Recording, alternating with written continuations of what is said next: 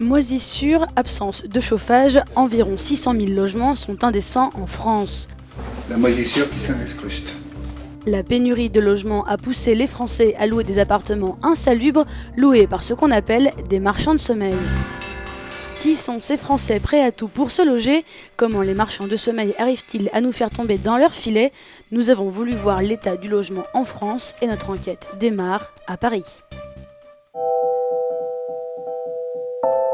Paris, sa tour Eiffel, ses beaux quartiers et ses 550 000 demandeurs de logements sociaux.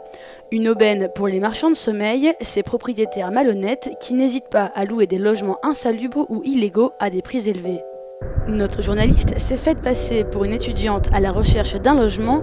Nous avons donc rendez-vous avec la propriétaire d'un studio de 7 mètres carrés pour un loyer mensuel de 490 € dans le 18e arrondissement de la capitale. La première, on tente de notre 30 de surface. 7 mètres.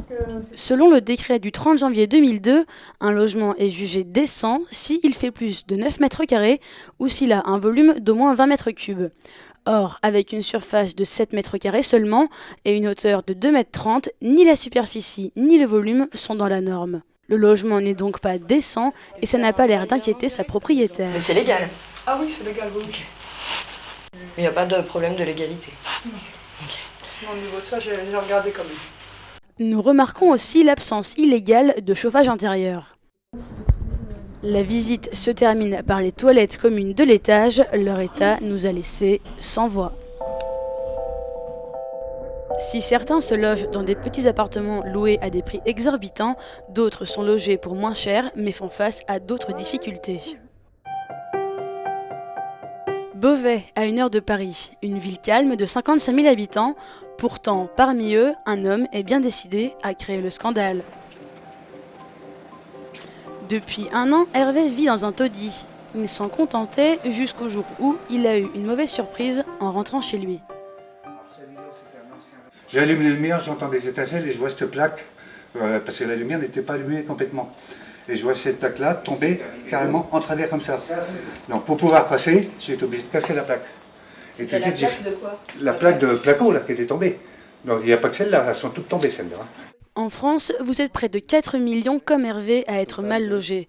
Pour assainir son appartement, Hervé a dû entre autres remplacer les fenêtres, mais il prétend avoir été obligé de régler les factures. C'est moi qui ai acheté les fenêtres. Et pourquoi vous ne l'avez pas demandé au propriétaire? Le propriétaire, je lui ai demandé. Il me dit, bah, tu fais ce que tu veux.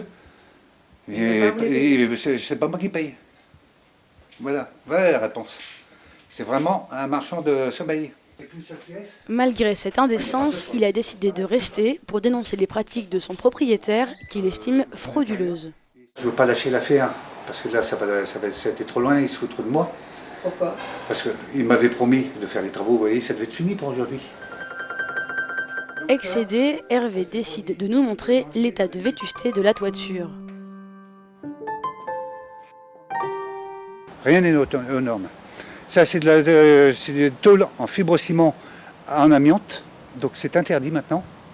En plus de l'amiante, nous remarquons avec surprise que son logement n'est pas totalement recouvert et donc peu protégé.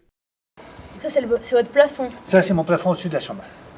Ce vide au-dessus de son plafond témoigne de l'usure du toit et présente un risque d'effondrement pour les habitants du bâtiment. Mais là aussi, Hervé campe sur ses positions, pas question pour lui de quitter son logement. Mais je fais exprès de rester dedans pour qu'on voit ce qui se passe. Moisissure, amiante, l'appartement d'Hervé flirte avec l'insalubrité, mais pas le temps de terminer l'état des lieux, le propriétaire fait irruption dans la pièce. Ça fait 11 mois qu'il n'a pas payé le loyer, ça aussi c'est pas... Pas 11 mois, monsieur. Non, non. Vous saviez pas ça? Ça fait 11 mois qu'il... Non, je vous ai payé avant. Vous ne saviez pas ça? Et moi, j'attends les travaux. Vous ne saviez pas que c'était pourri, moisi? Lesquels ça...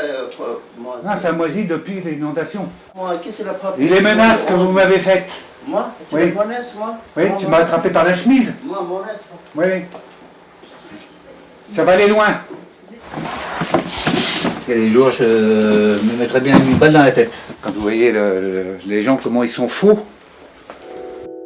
Très présents, les marchands de sommeil n'ont aucun scrupule et sont difficiles à débusquer. Pour lutter efficacement contre ces propriétaires malhonnêtes, la police s'est dotée d'une unité spécialisée en avril dernier.